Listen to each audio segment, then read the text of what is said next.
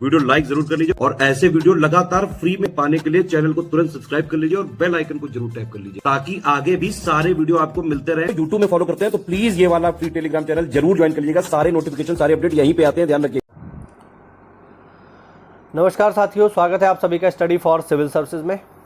ये क्लास है हमारी पर्यावरण विज्ञान की और पर्यावरण विज्ञान में आज का जो हमारा टॉपिक रहेगा उसकी हम चर्चा करेंगे। और आज का टॉपिक है हमारा एसिड रेन यानी अम्ल वर्षा। पेपर में इस टॉपिक से नॉर्मली सवाल आपको देखने को मिलते ही हैं। अम्ल वर्षा क्यों होता है, किसकी वजह से होता है, क्या क्या नुकसान है, वो सारी चीज़ें पेपर में अक्सर करके पूछी जाती हैं। तो आज इस टॉपिक की अच्छे से हम लोग चर्चा करेंगे।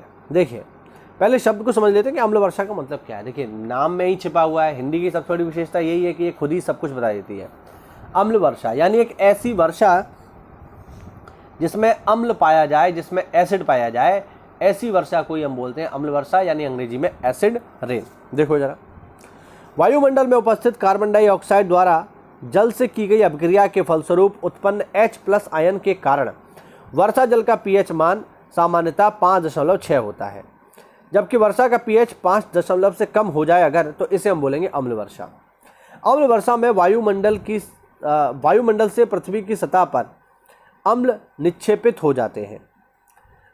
अम्लीय प्रकृति के नाइट्रोजन तथा सल्फर के ऑक्साइड वायुमंडल में ठोस कणों के साथ हवा में बहकर या तो ठोस रूप में अथवा जल रूप में कुहासे या हिम की भांति निक्षेपित हो जाते हैं।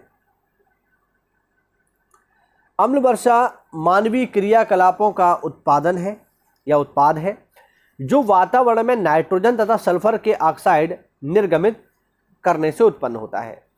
जैसा पूर्व में बताया जा चुका है कि जीवाश्म ईंधन जैसे कोयला, शक्ति संयंत्र, भट्टियाँ, मोटर इंजनों में पेट्रोल, डीजल जिनमें सल्फर तथा नाइट्रोजन पदार्थ होते हैं के दहन करने पर सल्फर डाइऑक्साइड तथा नाइट्रोजन ऑक्साइड उत्पन्न होते हैं। SO2 तथा NO2 ऑक्सीकरण के पश्चात जल के साथ अभिक्रिया करके अम्ल वर्षा में प्रमुख योगदान देते हैं। यानी अगर कोई पूछे कि अम्ल वर्षा के सबसे मुख्य यौगिक क्या है, तो सल्फर डाइऑक्साइड और नाइट्रोजन ऑक्साइड, ये ध्यान रखना है, सबसे ज़्यादा यही मुख्य इसके यौगिक हैं।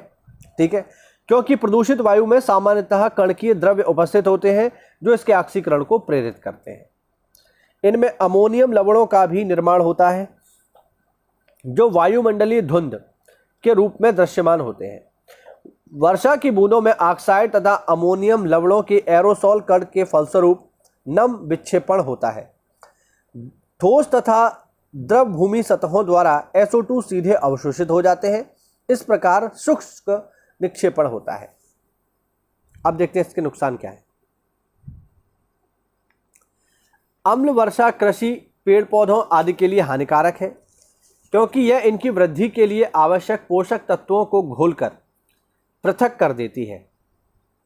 यह मनुष्यों तथा जानवरों में श्वसन अवरोध उत्पन्न करती है।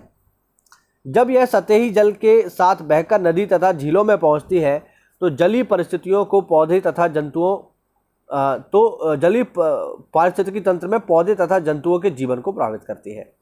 अम्ल वर्षा के कारण जल के पाइपों का संक्षारण होता है, यानी वो खराब हो जाते हैं, जिससे कॉपर, लेड, आयरन जैसी धातुएं पानी में घुल जाती हैं। अम्ल वर्षा पत्थर तथा धातुओं से बनी संरचनाओं, भवन आदि को नष्ट कर देती है। हमारे देश में ताजमहल जैसी ऐतिहासिक इमारतें अम्ल वर्षा के दुष्परिणाम का प्रभाव है, जैसा कि हम लोग जानते हैं।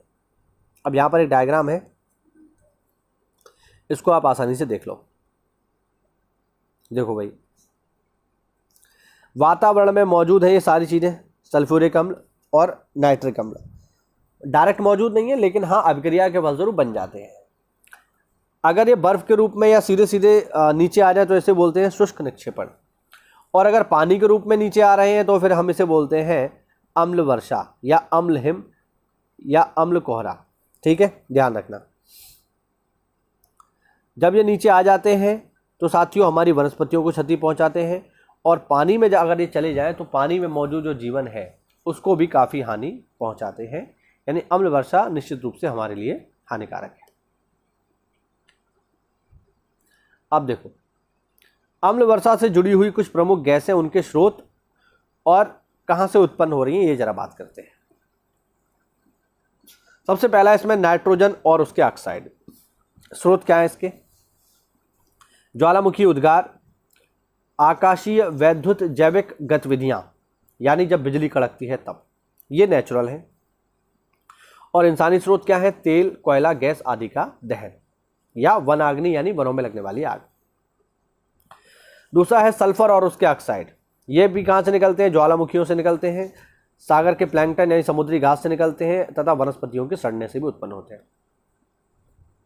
इंसानी स्रोत क्या है? कोयले का जलना, पेट्रोलियम पदार्थों के परिशोधन से भी उत्पन्न होते हैं तथा रासायनिक तथा उर्वरक उद्योगों में भी इनका इस्तेमाल होता है।